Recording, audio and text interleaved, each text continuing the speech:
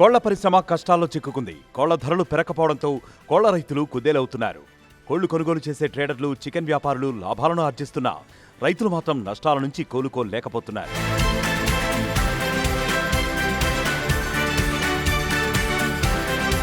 తెలంగాణలో పౌల్ట్రీ రైతులు ఆర్థిక నష్టాలను ఎదుర్కొంటున్నారు. ఇప్పటికే ఫారాల మూసివేతకు నిర్ణయించారు. ఉన్న కోళ్లను ఏదో ఒక రేటుకు అమ్ముకోవాలని నిర్ణయించారు. దాని స్థానంలో పిల్లల పెంపకానికి సాహసించడం లేదు. ఫారాల్లో ఖాళీ అయిన షెడ్లను ఒక్కొక్కటిగా మూసివేస్తున్నారు. గత 20 రోజులుగా కోళ్ల ధరలు నేలచూపులు చూస్తున్నాయి.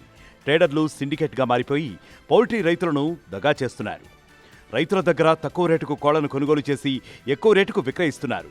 గిట్టుబాటు ధర లభించకపోవడంతో కోళ్లను పెంచిన రైతులు లబోదిబ్బమంటున్నారు. మరోవైపు కార్పొరేట్ కంపెనీలతో పోటీ పడలేక పెట్టిన పెట్టుబడులు చేతికి అందక రైతులు తీవ్రంగా నష్టపోతున్నారు.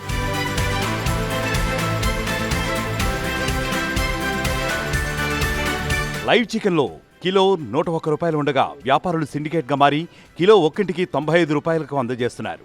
బహిరంగ మార్కెట్లో కిలో చికెన్ 200 నుంచి 240 వరకు పలుకుతున్నా రైతులకు మాత్రం అరకొర ధరే అందుతోంది.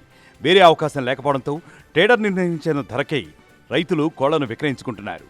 చికెన్ సెంటర్ల నిర్వాహకులు సైతం తాము చెప్పిందే ఫైనల్ అన్నట్లుగా వ్యవహరిస్తున్నారు. ఎక్కువ ధరలకు చికెన్లు అమ్ముతూ తక్కువ ధరకు రైతులు చెల్లిస్తున్నారు. మార్కెట్పై అధికారుల పర్యవేక్షణ లేకపోవడంతో ఎవరికి నచ్చిన విధంగా వారు చికెన్ను విక్రయిస్తున్నారు. దీనికి తోడుగా దాణా ధరలు కూడా విపరీతంగా పెరిగిపోవడంతో కోళ్ల రైతులు కన్నీరు మున్నీరవుతున్నారు.